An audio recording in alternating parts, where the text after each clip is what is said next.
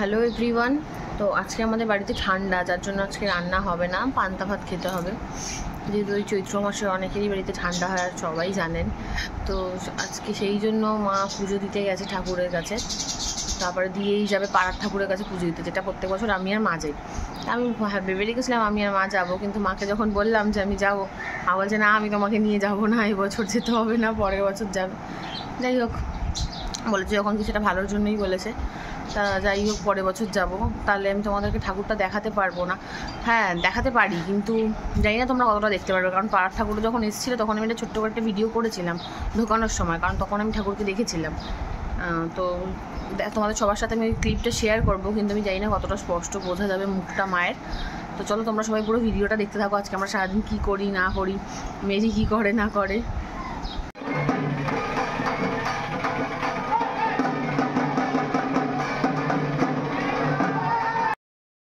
তো কাল রাতে খাওয়ার পরে আমার এত জোরে খিদে পেয়ে গেছিলো, ওই জন্য আমি এখন বসে বসে বিস্কিট খেয়েছি। এদিকে দাদা গেছে পাউরুটি আনতে, কারণ আজকে তো পুরোই বলতে গেলে ঠান্ডা নিরামিষ, কচুরি আমারও খেতে ইচ্ছে করছে না, যেহেতু প্রচণ্ড গরম পড়েছে। মানে এত গরমে কচুরি খেলে আমাকে আর দেখতে হবে না। তো যাই হোক, দাদা বললো চিড়ে দই খা, কিন্তু চিড়ে দইটা আমার খেতে ইচ্ছে করছে না।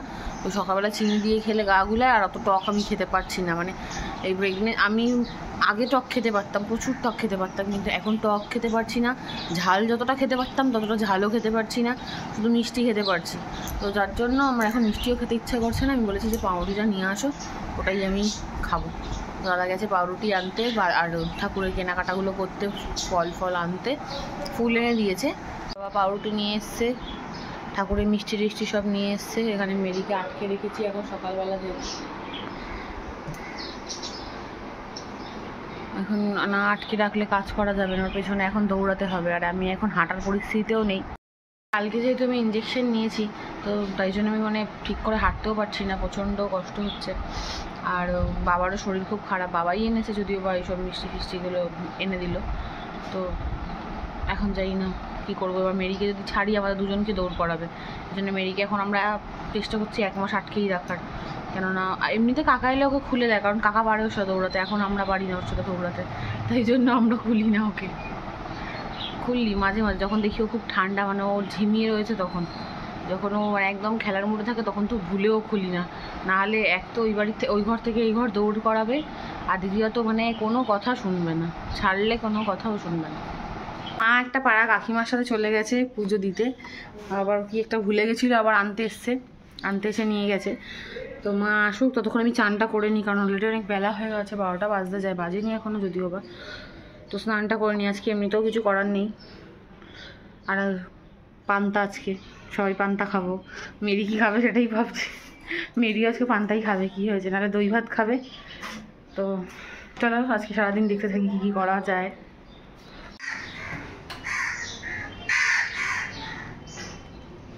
মা ঠাকুরের তেলগুলো ঢেলে রেডি করছিল, কারণ আমাদের বাড়িতে যখন কুলো নিয়ে আসবে তখন তো মা ঠাকুর ঘরেই নিয়ে যাবে, এবার তখন যাতে দেরি না হয়ে যায় তাই জন্য মা আগে থেকেই তেল সিঁদুর এগুলো ঢেলে রেডি করে রাখছিল।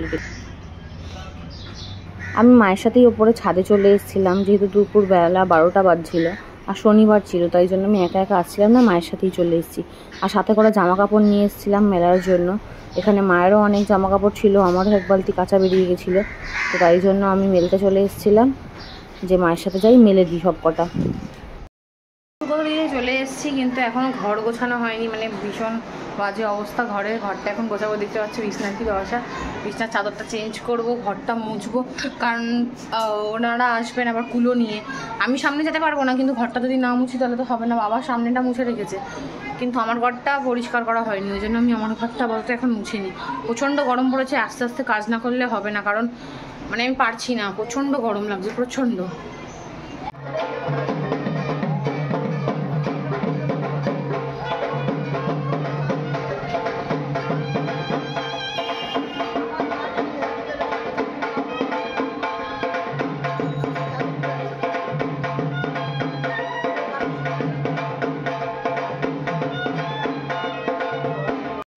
এদিকে আমার ঘর গুছিয়ে সব রেডি হয়ে গেছে, প্রচণ্ড গরম লাগছে, মানে ঘর গোছাতে প্রচণ্ড ঘেমে গেছি। আর এইভাবে যদি জানলাটা না রাখি ঘরের মধ্যে হাওয়া বাতাসও ঢুকবে না, আর খুলে রাখলে প্রচণ্ড গরম হচ্ছে, এই জন্য ঘর মুছে এই জানলা একটা পাল্লা ভিজিয়ে দিয়ে একটা খুলে রেখেছি এরকমভাবে। মেরি কে এসেছিল? মেরি এরম এরম করে ঢোল বাজাচ্ছিল।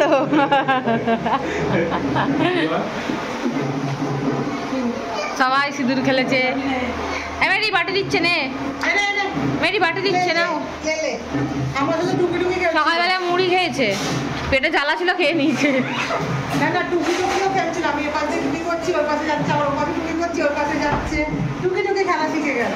দুপুরবেলা বসে বসে ভাবছিলাম কি করব, তাই একটা ভালো বই চালিয়েছিলাম অ্যামাজন প্রাইমে, একটা খুব হাসির বই, এটা উজড়া চমন। আর এসিটা চালিয়ে নিয়েছিলাম, সাথে পাখাও চলছিল, যাতে তাড়াতাড়ি ঠান্ডা হয়ে যায় আর এসিটা তাড়াতাড়ি অফ করতে পারি, তাই জন্য।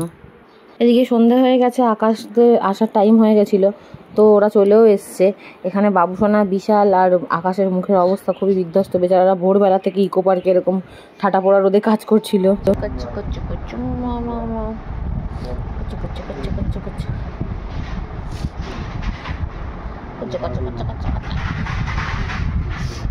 আর এদিকে কুলো ভাসাতে নিয়ে যাচ্ছে, তখন বাজে 8:30। এবার কুলো যতক্ষণ না ভাসিয়ে আসবে ততক্ষণ তো বাড়িতে আগুন জ্বালতে পারবো না, মানে রান্না বান্না কিছুই হবে না।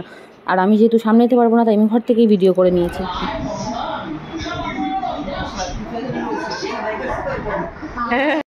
করবো লুচি আলু চচ্চড়ি, তো আমি আলু চচ্চড়িটা করবো, আকাশ এসে লুচিটা করবে। মা এখন ফেনা ভাত করছে বাবার জন্য, বাবার শরীরটা যেহেতু খুব খারাপ, বাবা লুচি খাবে না বলেছে, তাই জন্য মা এখন ফেনা ভাত করছে বাবার জন্য।